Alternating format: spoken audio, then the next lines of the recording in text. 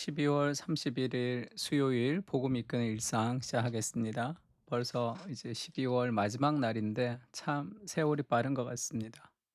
흘러가는 시간 속에서 하나님 말씀을 좀 굳건히 붙들고 마음 믿음의 닻을 내리면 좋을 것 같습니다. 오늘 복음 이끄는 일상은 이제 오늘로 끝이 나고 1월부터는 이제 팀 켈러의 잠언을 가지고 우리가 또 살펴보려고 합니다. 2025년 한 해를 마무리하며라는 제목이고요. 서울대 김영민 교수라고 있죠. 그분이 이제 인생의 허물을 어떻게 할 것인가라는 책에서 이제 허무라는 것은 인생의 의미를 추구할 때 생기는 것이기 때문에 의미 자체를 추구하지 않으면 허무가 안 생긴다. 이제 그런 이야기를 합니다. 뭐 이분 생각, 이 독특한 이분의 생각이라기보다 이 고대 철학자들이들 했던 얘기죠. 그 삶의 어떤 이 욕심을 버리면 이제 그렇게 이제 정념에서 자유로워진다는 그런 생각을 하는 것인데 인간은 그것이 잘 되지 않습니다. 그러니까 즉 의미를 추구하지 않으면 허무를 극복할 수 있다. 왜 허무라는 게 의미 추구하면서 생기는 거니까 '인생 의미 없다. 그냥 살아라.' 의미를 추구하는 자체를 버리는 것, 인생 자체에 의미가 없기에 "의미 없는 삶을 살아가는 법을 배우라." 이렇게 얘기하죠. 근데 참 참신하지만 인생 자체에는 의미가 없다라고 하는 그 전제적 명제를 그가 어떻게 아느냐에 대한 답은 없는 거죠. 인생의 허무는 의미를 추구할 때 생기는 건데 "인생은 원래 의미가 없어."라는 그 근거가 빈약합니다. 그러니까 이분 말 믿어 버려서는 큰일 나죠. 그 전제가 명확하지 않기 때문에 인생에 왜 의미가 없습니까? 그 참신하고 신선한 발상이긴 하지만 인생은 의미가 없다고 믿는다고 해서 참된 행복과 만족을 얻는 것도 아니죠. 행복과 만족 얻을 필요 없어. 그냥 이 의미 없으니까 그냥 살아가.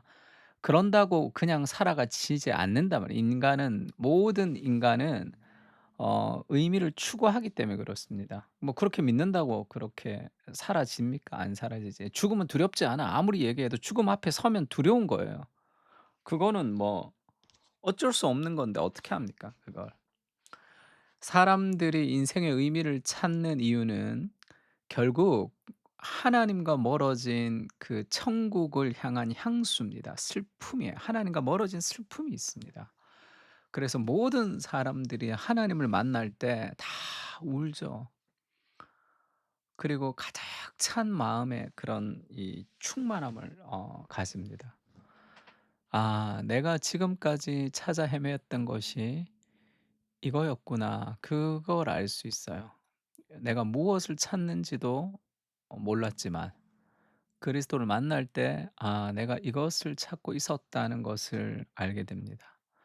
어차피 한 번 죽는 것이기에 죽음이 두렵지 않다고 말하는 사람들도 있지만 정작 죽음 앞에 서면 두려워하는 것이 인간입니다. 켈빈은 기독교 강요에서 하나님을 아는 지식과 인간을 아는 지식이 연결되어 있다고 말했습니다. 인생의 참된 의미는 인간 스스로 아무리 질문을 던져도 알 수 없죠. 하나님과 연결될 때만 비로소 우리를 알 수 있습니다. 인생의 의미는 내 안에서 찾는 것이 아니라 하나님 안에서만 발견되는 것입니다. 2025년 한 해가 마무리됩니다. 돌아보면 허무한 인생이라는 느낌이 올 수 있지만 하나님의 말씀 앞에 닻을 내리고 예수 그리스도를 묵상해 보십시오.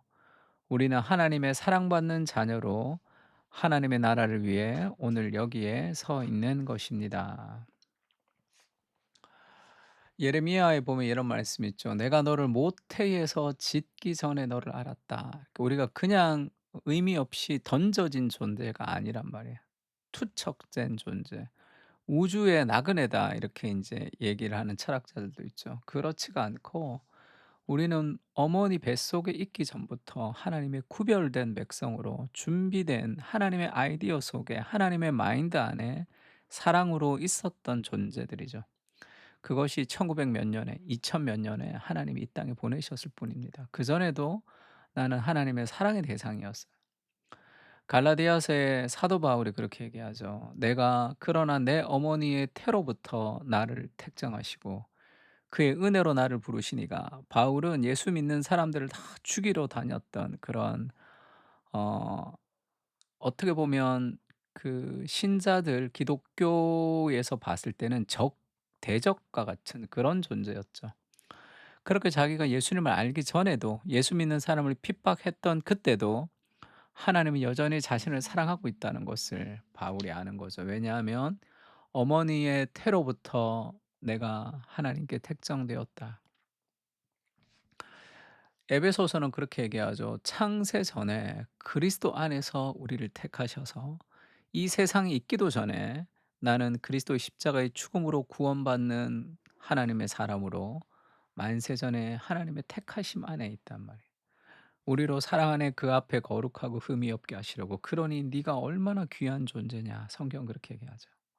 나의 행위와 나의 무엇이 아니라 하나님의 사랑으로 귀한 존재가 되는, 그때 이 창세기부터 계시록까지 이어지는 그 거대한 하나님의 메타 내러티브 안에서 우리의 인생의 의미를 새롭게 발견하게 되는 거죠. 시간의 주관자가 되신 하나님, 올 한 해 많은 일들이 있었습니다. 흘러가는 시간들 속에서 그리스도를 붙들게 하시고 주의 말씀 안에 뿌리를 내릴 수 있도록 인도해 주시옵소서.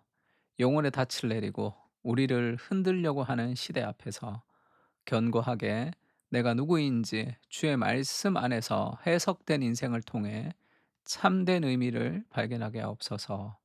모든 것에 감사와 영광을 돌립니다. 아멘.